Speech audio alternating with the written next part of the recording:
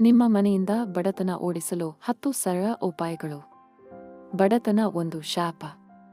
ಅದು ನಮ್ಮೆಲ್ಲರನ್ನೂ ಪ್ರತಿದಿನ ಕೊಲ್ಲುತ್ತದೆ ಅಂತ ನೀವೆಲ್ಲರೂ ಭಾವಿಸುತ್ತಿದ್ದರೆ ನಿಮ್ಮ ಊಹೆ ಖಂಡಿತವಾಗಲೂ ತಪ್ಪು ಸ್ನೇಹಿತರೆ.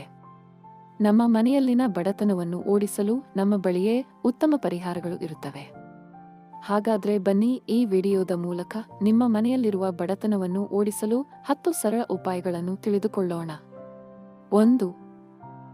ನಿಮ್ಮ ಪಾದರಕ್ಷೆಗಳನ್ನು ಮನೆಯಲ್ಲಿ ಎಲ್ಲೆಂದರಲ್ಲಿ ಬಿಸಾಕಬಾರದು. ಮನೆಯ ಹೊರಾಂಗಣದಲ್ಲಿ ಒಂದು ಸ್ಟ್ಯಾಂಡ್ ತಂದು ಅಲ್ಲಿ ಅಚ್ಚುಕಟ್ಟಾಗಿ ಮನೆಯಲ್ಲಿನ ಎಲ್ಲ ಸದಸ್ಯರ ಪಾದರಕ್ಷೆಗಳನ್ನು ಇಡಬೇಕು. 2. ಮನೆಯಲ್ಲಿ ಪೊರಕೆಯನ್ನು ಎಲ್ಲೆಂದರಲ್ಲಿ ಬಿಸಾಕಬಾರದು ಮತ್ತು ಅದರ ಮೇಲೆ ಕಾಲು ಇಡಬಾರದು. ಪೊರಕೆ ಲಕ್ಷ್ಮಿಯ ಸಮಾನ. ಅದನ್ನು ಯಾವತ್ತೂ ಕೂಡ ಗೌರವದಿಂದ ಕಾಣಬೇಕು. 3. ಬೆಳಗ್ಗೆ ಬೇಗನೆ ಎದ್ದು ಸ್ನಾನ ಮುಗಿಸಿ ದೇವರಿಗೆ ದೀಪ ಹಚ್ಚಿ ಭಕ್ತಿಯಿಂದ ದೇವರಿಗೆ ನಮನ ಸಲ್ಲಿಸಬೇಕು. ನಮ್ಮ ಎಲ್ಲ ಕಷ್ಟಗಳನ್ನು ನಿವಾರಣೆ ಮಾಡಿ ಜಗತ್ತಿನ ಎಲ್ಲ ಜನರಿಗೂ ಕೂಡ ಒಳ್ಳೆಯದಾಗಲಿ ಅಂತ ಕೇಳ್ಕೋಬೇಕು. 4. ಪೂಜೆ ಮಾಡುವಾಗ ನೆಲದ ಮೇಲೆಯೇ ಕುಳಿತುಕೊಳ್ಳಬೇಕು.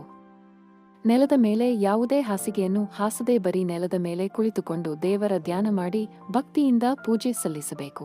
5. ಸ್ನೇಹಿತರೆ, ವಾಸ್ತುಶಾಸ್ತ್ರದಲ್ಲಿ ಉಲ್ಲೇಖವಾಗಿರುವ ಪ್ರಕಾರ ಮನೆಯಲ್ಲಿ ಒಡೆದ ಕನ್ನಡಿ ಯಾವುದೇ ಕಾರಣಕ್ಕೂ ಇಡುವುದಕ್ಕೆ ಹೋಗಬೇಡಿ. ಅದು ದರಿದ್ರ ಮನೆಯ ಲಕ್ಷಣ ಅಂತ ಭಾವಿಸಲಾಗುತ್ತದೆ. ಒಡೆದ ಕನ್ನಡಿ ಮನೆಯಲ್ಲಿದ್ದರೆ ಮನೆಯ ಏಳಿಗೆ ಸಾಧ್ಯವಾಗುವುದಿಲ್ಲ. 6. ಮನೆಯ ಹೊರಸಿಲಿನ ಮೇಲೆ ಯಾರೂ ಕುಳಿತುಕೊಳ್ಳಬಾರದು. ನೀವು ಮನೆಯ ಹೊರಸಲು ಮೇಲೆ ಕಾಲಿಡುವುದಾಗಲಿ ಕುಳಿತುಕೊಳ್ಳುವುದಾಗಲಿ ಮಾಡ್ತಾ ಇದ್ರೆ ಅದನ್ನ ಹಿಂದಿನಿಂದಲೇ ನಿಲ್ಲಿಸಿಬಿಡಿ. 7. ಮನೆಯಿಂದ ಯಾವುದೇ ಕೆಲಸಕ್ಕೆ ಹೊರಡುವಾಗ ಮೊದಲು ದೇವರಿಗೆ ನಮನ ಸಲ್ಲಿಸಿ ನಂತರ ಹಿರಿಯರ ಕಾಲು ಮುಟ್ಟಿ ನಮಸ್ಕಾರ ಮಾಡಿ ಮುಂದೆ ಹೊರಡಬೇಕು. ಹೀಗೆ ಮಾಡಿದರೆ ನಿಮ್ಮ ಎಲ್ಲ ಕೆಲಸಗಳು ಸಿದ್ಧಿಸುತ್ತವೆ.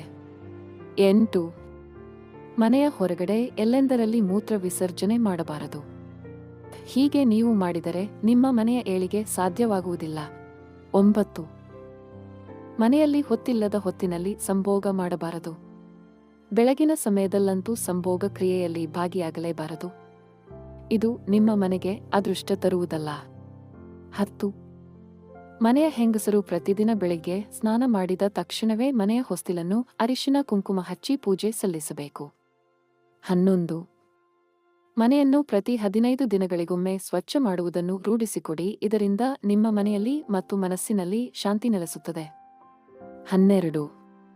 ಮನೆ ಹೆಣ್ಣು ಮಕ್ಕಳು ಮಹಾಲಕ್ಷ್ಮಿಯ ಸಮಾನ. ಪ್ರತಿ ಮಂಗಳವಾರ ಮತ್ತು ಶುಕ್ರವಾರ ಹೆಣ್ಣು ಮಕ್ಕಳು ತಲೆ ಸ್ನಾನ ಮಾಡಿ ದೇವರ ಪೂಜೆಯನ್ನು ಭಕ್ತಿಯಿಂದ ಮಾಡಬೇಕು.